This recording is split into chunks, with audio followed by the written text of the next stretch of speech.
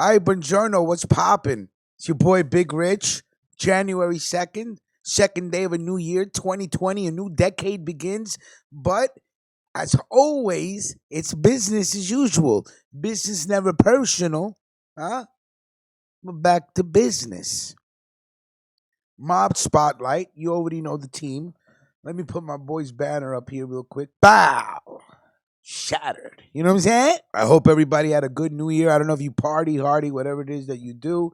I hope you had fun, etc., etc. But vacation's almost over. Time to get back to business. So we got a Mob Spotlight for you real quick. Sometimes people in the chat room, when you leave comments, they ask for certain people. And Shattered, he's on top of all this shit. It's my man with the plan. So today's Mob Spotlight, really quick, before we even get started. Wipe your feet on the rug, gentlemen. Let me know what you're smoking. I got some Kush Mints, courtesy of the Splash Brothers. It's delicious. Delicious, delicious, delicious. Kush Mints. And yeah, it's some good shit. So let me know what you guys are puffing on. I love it let me tell you something.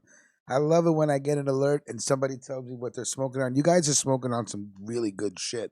Can't wait for the 420 report, so we can start talking about strains and where they come from and if it's a hybrid or stuff like that. You know what I'm saying? Yeah. So anyway, I can't. I'm excited. I'm excited. Big things are gonna happen. You know what I'm saying? So anyway, let's get right into it. We have a mob spotlight on the Chicago boss Paul the Waiter Ricca. All right, let's get right in there. Boom, bow, business. Salute to my boy Stevie D across the pond. What's poppin'? Glasgow Rangers, Anthony Scarfo, all the peoples that check in. Salute to you, man. You helped this channel grow. Now this is written by David Amoruso from Gangsters Inc. .ning.com. Gangsters Inc. And again, Chicago boss Paul the Waiter Ricca. Paul the Waiter Ricca was born Felice DeLucia in 1897 in Naples, Italy. In 1915, Ricca got in serious trouble. He murdered a man and was sentenced to 2 years in prison. When he got out, he killed the eyewitness who had testified against him at his trial. After that, Ricca went on the lam. On August 10, 1920, Ricca boarded a boat to New York, where he got there and he changed his name to Paul Ricca to avoid being arrested for the death of the witness after he took the train to Chicago, where he laid low and began working as a waiter. Ricca kept himself a low profile for a time, but pretty soon got himself involved in the same old troubles when he hooked up with local mobsters.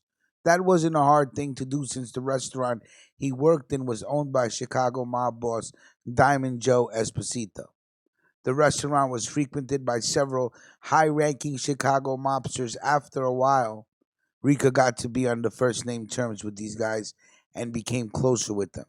It wasn't long before Ricca left his waiter job and started working for the Chicago mob full-time. As a mobster, Ricca started climbing the ranks, and after several years, held position of second in command behind boss Frank Nitti. After enjoying some good years, things took a turn for the worse when Ricca and Nitti, several other mobsters, were indicted in the Hollywood extortion case. On the day of the trial, March 18, 1943, all became clear. It turned out that Ricca and his mob cronies had been using the unions to extort large sums of money from some of the biggest studios in Hollywood. Studios that were extorted were RKO, Paramount, MGM Studios, and 20th Century Fox. The indictment sent shockwaves through the outfit. Ricca and Nitti met with several others at Frank Nitti's home to decide how best to handle this setback. It became clear as the man sat around the table that Ricca held more power than Nitti. Ricca confronted Nitti, saying that he was responsible for the mess and that he should take the responsibility and blame for the entire case on his own, putting Paul Ricca along with the others in the clear. Nitti was shocked and told Ricca and the rest to leave his house immediately. The insult didn't sit well with the outfit. Nitti's time was up and he knew it. On March 19, 1943, Nitti went outside his house, walked down the railroad track, and blew his brains out. Paul the Waiter Ricca was now the boss of the Chicago outfit. On December 30th, 1943, a federal grand jury returned a guilty verdict against Ricca and his cohorts. Ricca was sentenced to 10 years in prison plus 10,000 fines along with court costs. Ricca didn't like the idea of 10 years in prison cell and ordered his organization to see to it that he got out sooner, and so the outfit went to work. The outfit's political fixer was Murray Humphreys, and Humphreys contacted Tom Clark, the Attorney General of Harry Truman. Tom Clark saw to it that Ricca was released on parole after serving only 3 years of his sentence. This was strange since he was handed a sentence without the possibility of parole. That's great. However, there was one minus to Ricca's release. He could not associate with known mobsters. On his release, Ricca vacated the top position of boss and made Anthony Accardo #1 in command of the Chicago outfit. Ricca assumed the role of advisor, a position he would maintain until his death of natural causes on October 11, 1972. All right, so again, salute to David Amoruso and Gangsters Inc. That was a great little article. Of course, to my boy Shattered for finding the article and sending it to me. And of course, you know what this is.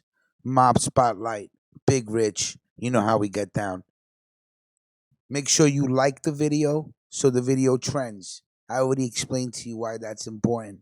Like the video. Like the video, and then you must like the video. Thank you very much. Gentlemen, wipe your feet on the rug before leaving. It's good luck. Throw some smoke in the air. Let me know what you're puffing on right now. I got some Kush Mints. Let me know. Let me know if you could top that. Most of you could really, when you tell me what you're smoking on, I'm really like, wow. I get jealous. I'm like, Jesus, Minky, how does that taste? I hope one day I can meet some of you smokers and we could cipher and we could talk shit, you know? All right, so everybody have a good day. Salute.